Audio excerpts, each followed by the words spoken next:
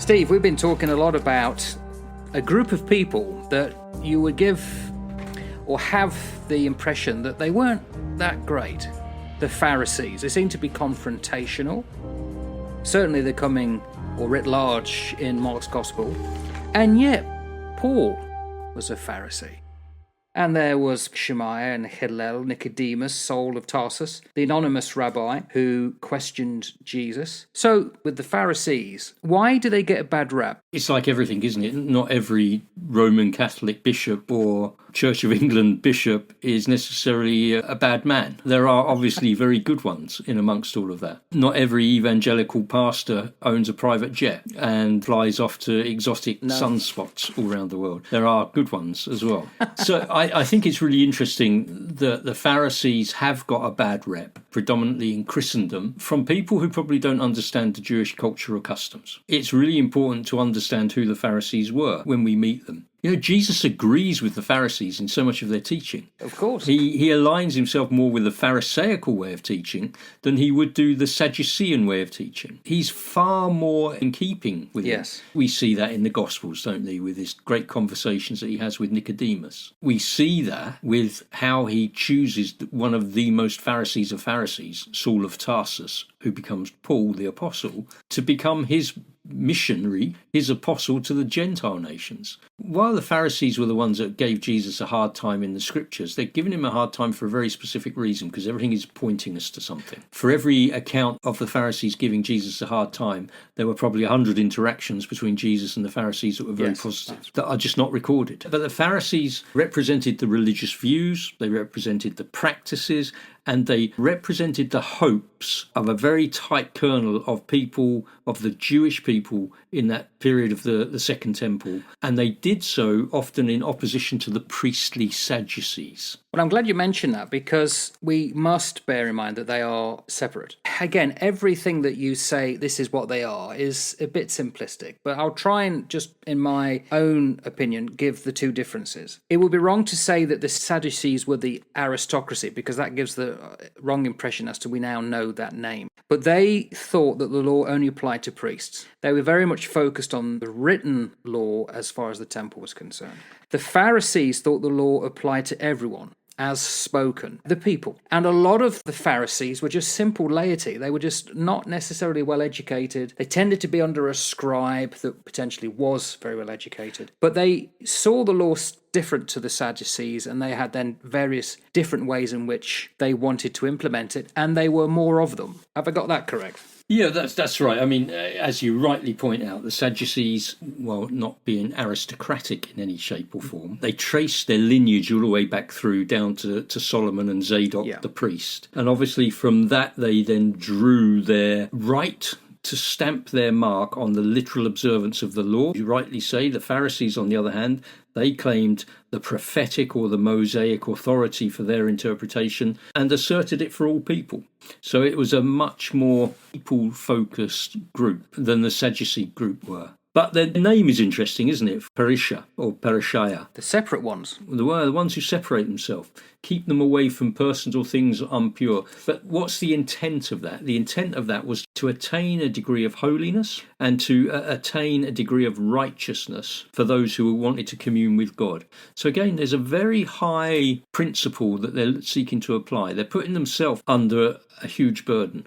And I've got no problem. If somebody else wants to be an aesthete and put themselves under a heavy burden, great, but don't make everybody else do it.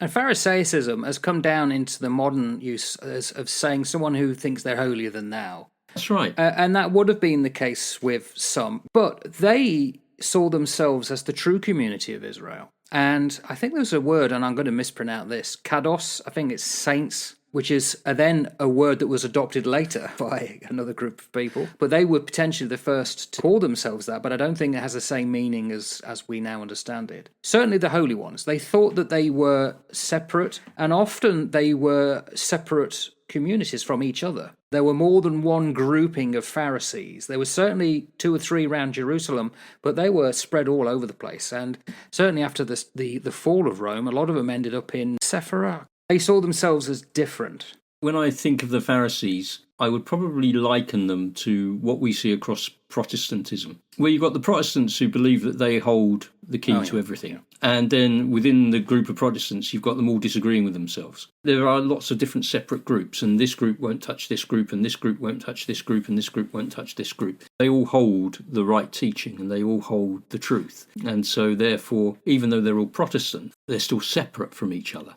And obviously there are problems with that within the Protestant world, in my opinion. But no, the Pharisees are a very interesting group of people who have got a very high regard for Scripture, very high regard for the law, very high regard for the authority of Moses, and who were absolutely devoted to ensuring that they didn't trip up and fall over and break God's law.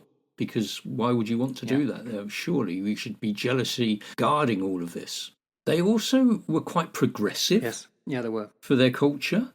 They were less rigid in terms of the execution of justice. I think they were involved with synagogues, linked to synagogues for dietary food preparation and also funerals and the law. So they had a specific important role as far as society is concerned. Yes, they did. And when the Sadducean code was broken and was abolished, they actually made that day a festival. Yes, that's right. So, stick 'em up, the Sadducees. Let's party, which I think was quite neat. So they had a distinct look and feel about them. Habrot, it's a closed community. Often what was known as charitable organisation. They would go out and do charitable works. They were, however, members of a religious community, and most of them were laity. They had no formal education. Above them, potentially in a group, would have been some temple priests and one scribe. And to get into their community was quite difficult. It was difficult to join. They had to go through a rigorous process. They had to be accredited, so to speak, by a leader. And what linked all of these, apart from being scribes with people around him, was the Friday meal, wasn't it? They would come together for Sabbath. They were very much into showing the world that they would fast. We had two different sources that said everything. You said the Didache said certain days and it's potentially Tuesday and Thursdays elsewhere. So that's sort of the problem, isn't it? Because their day was put in three. They would have prayer at fixed times. They would do study and work. But the problem is they would often do more work than was required because they felt that showed that they had sanctity when it wasn't needed. Works-based righteousness, and it still happens today, I guess. Your background is absolutely right. It wasn't an easy group to get into to start with. It just was not. The Habura, the brotherhood. You had to be admitted by these three other people. So 3 members had to sort of vouch for you, presence of 3 members. They had to pledge themselves to strict observance of Levitical purity, to avoid closer association with the ignorant and the careless boy, They had to set themselves out away from that. They had to be scrupulous in terms of their payment of tithes and all the other imposts that were due to the priest there, the Levite and the poor. I've taught on the tithing, man, and it's really interesting because there's not one tithe, there's at least 3 tithes. And so if you think you're getting fleeced with just 1 tithe, you should be part of this crew here, man, because they get fleeced at least 3 times, if not more. They also had to submit themselves as well to the sort of conscientious regard for vows and for other people's property.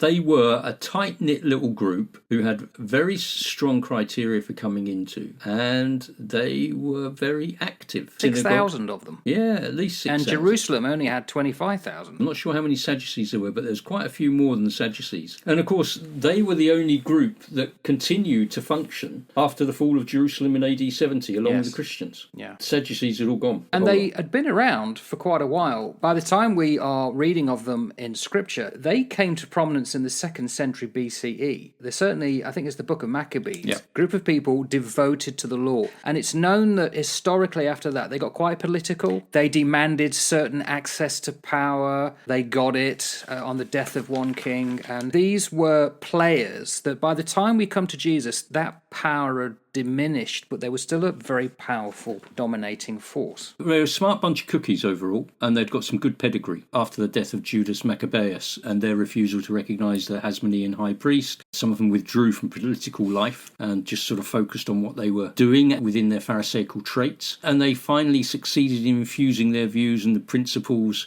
into the political and religious life of the other people around them. They sort of drew back, solidated, and then pollinated and pushed through and permeated the broad swathe of Jewish life. How memoriated can you get? Dominated, yeah. It was very impressive, yeah. I felt. Yeah. I thought so. Thank you. You're in full flow there, Steve. Did I permeate well? I'm ruminating now. Did you ruminate it? Yeah, you ruminate on it. The problem is when you read in Scripture, often it's confusing. And I know Matthew is said to confuse slightly because he'll say Pharisees and scribes, and then the same one word for both at various times. They were so closely linked, but not all scribes were Pharisees. But there were many scribes who had decided to join the Pharisees. They were very powerful. We know Paul was one. Then there were temple priests. And then there were the laity, and the laity were the vast amount. And I feel sorry for these guys. They're obviously were the most numerous, without learning, simple men who wanted to do well. They, I think, are the first lot that we read about that were then sent out to keep an eye on not just Jesus. There would have been others in the community. Hang on, what's happening here? Are they following the law? It was then when the heavy hitters started to come down, possibly temple priests and then scribes at that level. So when we read in Mark and it mentions the Pharisees, we should be thinking, yeah, but which part of the group of Pharisees are we talking about? That's right. And I wonder whether the Pharisaical tradition in Jerusalem was more stringent than the Pharisaical tradition out in the provinces of the local synagogues. Yes. I suspect, a bit like every cosmopolitan centre where you have the politicians who live in the heart of London, that you move out of London and the other councils further out are a little bit more laid back.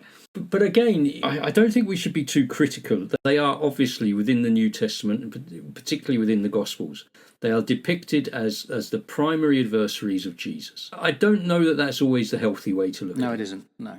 What we should be looking at them is saying, these are the people who have got such a high regard for God's rule and God's way that they are absolutely terrified some nutter is going to come along and bring the ire of Rome down upon them for causing grief, when we don't want all that nonsense. We're coping very well under this Roman rule, thank you very much. We've got lots of privileges that other people wouldn't have. We're allowed to worship our God. We're exempt from having to pitch incense to Caesar. And what we don't want is for any nut job to come and screw that up for us. And so they're guardians. And when they meet somebody like Jesus, who is rippling across that landscape, they're going to be going, how on earth does he work then? And they're going to be asking hard questions of him. So they should be asking hard questions of him.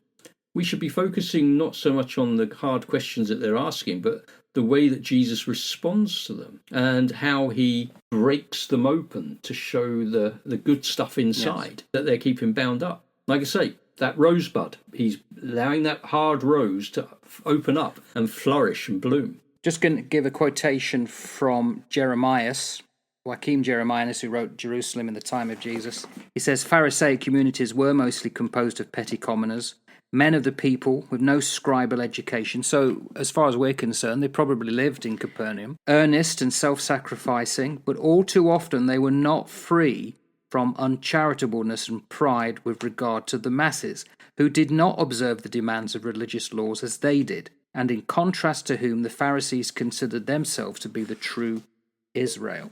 So what this does, it adds nuance to what we're talking about when we recount what's happening in the gospel. As you always say, think of the context. And the context are simple folk, probably farmers, who have taken up this Pharisaic organization. It's been difficult to get into, a long process, and then they want Jews to do well. And nothing could be allowed to rock the boat just in case. So they're in a difficult position. We've got to give these guys some slack. You are absolutely right. And I think that we should be approaching a lot of the people, even today, who are pointing the finger and wagging the finger within religious communities, within the broader Christendom, who are too quick to jump up and down like the Pharisees were. And we should be saying, hey, look, just lighten up a bit, dude. This is not about breaking and cracking and destroying. This is about allowing the fragrance to come out. Their zeal for custom, tradition, instruction, ceremonies, Sabbath honouring and the festivals and all of that were all about trying to ensure that the people of Israel were a pure people, not just personally, but as a corporate body, that the nation of Israel was pure. Because if they were a pure people, God would keep his eye on them and they would be all right. Yeah. And if they weren't a pure people, well, they knew what happened. They'd already been taken off into captivity by the Assyrians. They'd been taken off into captivity by the Babylonians. They'd had the first temple destroyed. They were now in the second temple period. And the last thing they wanted was to have it all go belly up again. There's just no way. So, yeah, Jesus just came in just making things a little bit different, because his clash with them, their focus on this purity thing. And Jesus is saying, well, yeah, okay, I'm not going to push that theme. I want this nation to be salt and light for the whole world. That's what you've been gifted. And that meant going out into the world and talking to people like me, a dirty, filthy, rotten Gentile. And they weren't up for that, really. But I understand why they weren't. Jeremiah says, obviously in the following era, until the beginning of the revolt against Rome, so this is just around about the time we're talking about, the influence of the Pharisees on the political life of the Jewish people was limited. To be sure, they were still represented on the Supreme Council, but it was the priestly and lay aristocracy, the Sadduceans, who had the determining role. Yeah, custodians of a very high standard of practice, forebears, if you like, of the whole of the rabbinic tradition. Pharisaical Judaism lay that down for the foundation for rabbinical Judaism. Once the temple had gone, they were the guardians, the gatekeepers that's right, of the whole of the Jewish faith. Not merely a sect, but the intellectual and the spiritual forebears of what we now know as that rabbinic Judaism. Strong emphasis on the oral Torah, strong emphasis on ethical living, strong emphasis on holiness in everyday life. That laid the groundwork for the Jewish religious life for the next 2,000 years. Yes, but also, and we know that Paul was one of them, and he would alter his point of view as soon as he realized, or come to realize with his road to Damascus moment. I wonder how many others of his ilk also that we don't know about changed their trajectory after the events that we will talk about in Mark's Gospel at the end, because it must have had an effect. There was 6,000 of them. I mean, they are all talking. I mean, I cannot believe that it would not have had an effect. They would have seen what was happening with the ragtag bunch of followers, the disciples of Jesus, turning them into bold and fearless men, preaching that this Yeshua guy was actually the Messiah that had been missed, and that he had now fulfilled everything that they were hoping for. You have already got Nicodemus, who was a key part. You had got Joseph of Arimathea. You had got Gamaliel, at whose feet Paul learnt, who's the one who said, if this is of God, then we ain't going to be doing anything against it. If it's not of God, then it will fall over. We've already seen this come before. And so I suspect that there would have been some very learned men within that time frame, many Pharisees, who would have ended up coming to faith in Yeshua, in Jesus. We're not told about them, and we're not told about them because we don't need to be told about them. What we've been given in our scriptures is sufficient information for us to be able to evaluate and make a decision upon. We haven't been told the full story. There's loads of stuff that Jesus would have got up to and done that we don't know about. But what we've got is sufficient for us to have a sufficient view of him to understand who he was, what he fulfilled, what his mission was, and how we can be reconciled to this great God that we call God the Father in Christendom. And the Pharisees, they played their part in all of that. And Jesus was very closely aligned with lots of what the Pharisees say. I made a terrible faux pas, though, because I just want to end on a thing that appeals to me. But I didn't write down the source, so I shouldn't really use it. Bear that in mind. But this book said that of the Pharisees, they were mostly men, which mean there must be women then. But I've never come across anything to say that was the case. You got any thoughts on that? I would be incredibly surprised if there were ever any women who were Pharisees. There is nothing that I have read, and I recognise that I have probably only been studying the scripture for 15 years, so it's not very long. But I have never, ever read anything about a female being a Pharisee. Yeah. Never. That was one of the things that was so radical with Jesus, in that so many of his followers were women. And the first testifiers to his resurrection were women. The first people that spread that gospel message were women. And that was so countercultural. So I don't know where that would have come from. Depends where you look at it. It's possible women could have been involved, but not as formal members. They may have been around and about.